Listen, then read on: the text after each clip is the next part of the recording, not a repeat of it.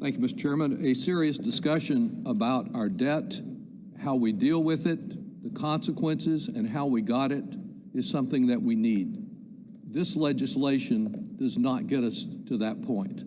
Indeed, this Republican prioritization legislation is a total failure, as demonstrated already by the answers we've received, limited as they are today. What it does do is tell us a little bit about Republican priorities in dealing with this issue. Think of it like a train. In first class, you find the bondholders in Riyadh, in Beijing, and elsewhere. They get special treatment. In fact, if they can't have all their obligations paid, the government will go out and borrow more money from them to pay them. In second class, and Chairman Smith has told us veterans are a priority, we now know what priority they are, they get second class treatment. They're in second class. If there's enough money available, that private out there, that sailor in the Taiwan Straits, that lieutenant in Korea, they may get paid, they may not get paid. In second class are our veterans in the hospital. They may or may not be able to get the treatment that they need. And if there are any third class seats available on the train, and there probably aren't, in third class, we've been hearing about this great invasion at our border. Well, Republicans prioritize as third class the Border Patrol. They put in third class the students who are struggling to get a higher education on a Pell Grant. They put in third class all those people out there now, whether it's a wildfire in California or Texas, or a flood and a hurricane in the southeast. They put all the FEMA money, that's down in third class. And of course, there won't be any fourth class seats available on the train, but if they were, that's where they have relegated nursing homes and Medicaid and so many other vital programs.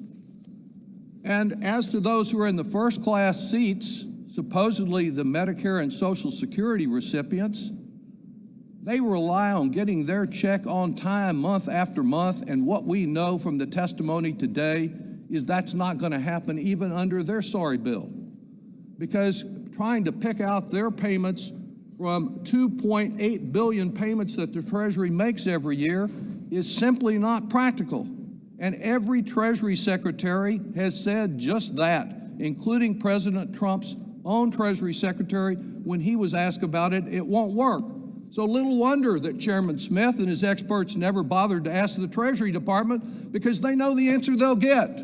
This is a flop. It's a failure. It won't even protect the first class seats that they say they want to protect. Now, I did go to the Congressional Budget Office presentation yesterday, and I kind of have the feeling that the Republicans who were there weren't listening, because they told us of a time when we didn't have a debt problem. In fact, the debt problem was described, as Chairman Neal referred to, by Alan Greenspan sitting in that seat right there where we had the witness this morning. And he told us the problem wasn't a soaring national debt, it was that we were paying down the debt too much. And where do we go from that? We went to the Bush tax cuts, totally unpaid for. We had Republicans, some of the same Republicans that are here today, like the great alchemist of the past, who thought they could spin straw into gold, who told us these tax cuts would pay for themselves. They did not pay for themselves. They dug a deep hole, and then on top of that, in the worst foreign policy disaster in recent history, Bush and Cheney pushed us into a war they wouldn't pay for. We paid for it dearly in lives and in treasure, and dug us even deeper. And having learned nothing from that experience, the same people came back here in 2017 and they borrowed another $2 trillion for a tax cut for the wealthy and the multinational corporations. And yesterday, when I asked him myself, what will be the cost to the deficit if we accept the current Republican proposal to extend those expiring tax cuts, and he said they'll add another $3 trillion to the national debt. So those who profess an interest today in controlling that debt can bear great responsibility for us in the hole we're in today that we wouldn't be in if President Clinton's policies had been followed. We need to find a way out of it, but this prioritization is only prioritizing wrong.